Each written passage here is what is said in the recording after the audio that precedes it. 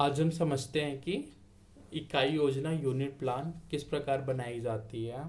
आप BEd first year, BEd second year, DEd first year, DEd second year के होगे, तो आपके जो स्कूल विजिट के रहता है उसके दौरान ये बनाना रहता है। तो इसको इकाई इकाई योजना या यूनिट प्लान बनाने से पहले आपको तो लेसन प्लान किस प्रकार बनाते हैं उसको समझना होगा। आप उसे समझ गए तो फिर इसको आराम से बना सकते हो। मैंने एक वीडियो अभी जस्ट तुरंत इस पे दैनिक शिक्षण योजना किस प्रकार बनाते हैं उस पर अपलोड किया है। आप उसको एक बार देख लो, फिर ये आराम से समझ आ जाएगा। तो इसमें जो रहता है, जिसकी विषय हो गया इकाई शिक्षण योजना में कौन से विषय को पढ़ा रहे हैं, वो कौन सी कक्षा है, और जो विषय को पढ़ा रहे हैं उसके अंतर्गत कौन से टॉपिक को पढ़ा रहे हैं, निर्धारित समय चक्र क्या है, उसकी अवधि क्या है, उसको लिखते हैं। फिर उसके अंतर्गत जो जो पॉइंट रहता है, जो शिक्षण अधिक्रम परिक्रम जो हेड पॉइंट रहता है उसको सामने लिखते हैं। इसकी में ये एक दैनिक शिक्षण योजना है। तो इसमें दैनिक शिक्षण योजना में हम वायुमंडल को पढ़ा रहे हैं, तो इसमें एक पॉइंट हो गया वायुमंडल का संगठन, सेकंड हो गया वायुमंडल की संरचना, फिर इसके बाद का पॉइंट हो गया मौसम व जलवायु, फिर हो गया ये पवन। चार पॉइंट हो गया हेड सब पॉइंट। तो इसके अंतर्गत हम संघीय व्यवस्था को पढ़ा रहे हैं, तो जो चार पॉइंट होगा वायुमंडल को पढ़ा रहे हैं, जैसे चार पॉइंट रहता है उसे वैसे ही संघीय व्यवस्था को पढ़ा रहे हैं, तो इसके अंतर्गत जो चार पॉइंट है हम उसको यहाँ लिखें। जैसे कि हो गया राष्ट्रपति की पद की आवश्यकता है, महत्व, राष्ट्रपति का निर्वाचन, राष्ट्रपति के वैधानिक अधिकार, राष्ट्रपति के सेवाकालीन अधिकार। वैसे ही जैसे एक संघीय व्यवस्था एक टॉपिक हो गया जिस पर हम दैनिक शिक्षण योजना बनाए, और शिक्षण अधिक्रम प्रक्रिया के अंतर्गत हो गया। फिर सेकंड हो गया संघीय व्यवस्थापिका क्या है उसके ऊपर। फिर थर्ड हो गया संघीय न्यायपालिका क्या है उसके ऊपर। तो ये जो शिक्षण अधिक्रम प्रक्रिया बनाया रहा है उसमें जो हेड पॉइंट रहेगा वो यही रहेगा, और उसके अंतर्गत हम जो सब पॉइंट रहेंगे रहता है उसको यहाँ पर लिख दिए रहते हैं। फिर उद्देश्य क्या है उसका करके।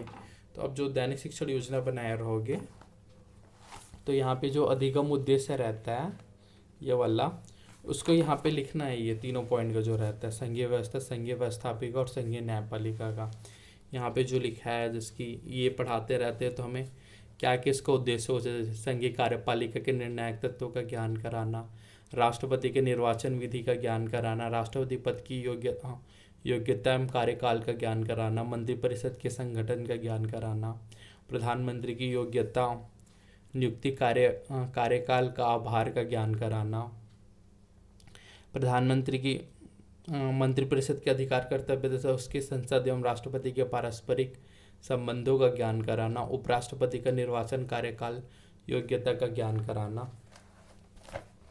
और इधर हो गया जो जो उसका उद्देश्य रहेगा, अब उसको उद्देश्य में लिख देना। जो अधिगम उद्देश्य रहता है जैसे उसमें लिखा हुआ है 12 पॉइंट तक, 13 पॉइंट तक। फिर है अनुदेशन सामग्री। अनुदेशन सामग्री वो होता है जो उसको पढ़ाने के लिए यूज़ किया गया हो। आप दैनिक शिक्षण योजना बनाते हो तो अधिगम संसाधन जो रहता है वही है अनुदेशन सामग्रियाँ।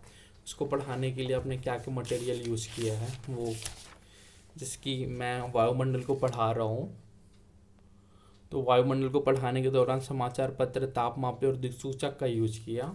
वही यहाँ पर रहेगा कि आप कौन कौन से अनुदेशन या अधिगम संसाधन या अनुदेशन सामग्री यूज किए। जैसे मैं पॉलिटिक्स को पढ़ा रहा हूँ तो उसमें अनुदेशन सामग्री जो हो गया वह है राष्ट्रपति एवं मंत्रिपरिषद एवं संसद तथा राष्ट्रपति एवं संसद के पारस्परिक संबंधों का रेखा चित्र द्वारा प्रदर्शित करेंगे। जैसे रेखा चित्र बना दे उसके।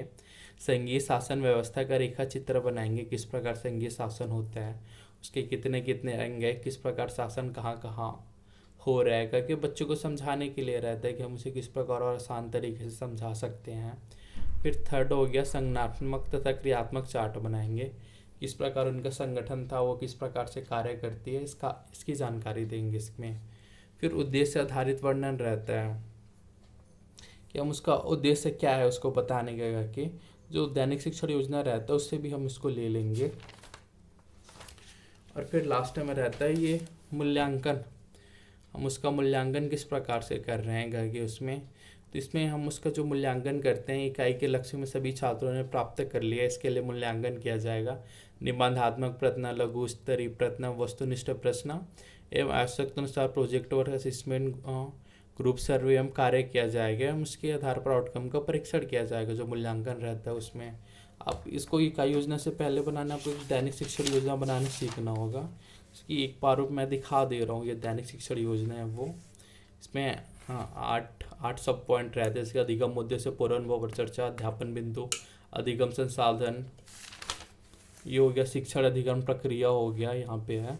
और इसके अंदर का जो 4 सब पॉइंट है, वायुमंडल के संगठन, वायुमंडल की संरचना, मौसम व जलवायु, फिर हो गया पवन, फिर हो गया मूल्यांकन क्या क्या हुआ इसमें, अधिगम संप्राप्ति क्या हो गया, चिंतन बिंदु क्या हो गया। आप इसके 800 पॉइंट को समझोगे फिर आपको जो यूनिट प्लान रहता है वो आसानी से समझ आएगा। इसकी मैं एक हिस्ट्री से रिलेटेड दैनिक शिक्षण योजना बनाया था, जिसकी अधिगम उद्देश्य हो गया पुनर्भव चर्चा, अध्यापन बिंदु, शिक्षण अधिगम प्रक्रिया। इसमें हम मुगल साम्राज्य का अध्ययन कर रहे थे, जिसका प्रकरण जो है उसमें तो मुगल साम्राज्य के जो शासक थे हो गया बाबर हो गया, हुमायूं हो गया, इधर शेरशाह, अकबर, इसके बारे में जो ऐसा प्रारूप है ये वाला उसी के बेस पे बनाना रहता है। तो अब तो इकाई योजना बनाने से पहले एक बार सीखना कि दैनिक शिक्षण योजना किस प्रकार बनाया जाता है, फिर इकाई योजना आपको आराम से समझ आ जाएगी। ठीक है, फिर थैंक यू फिर।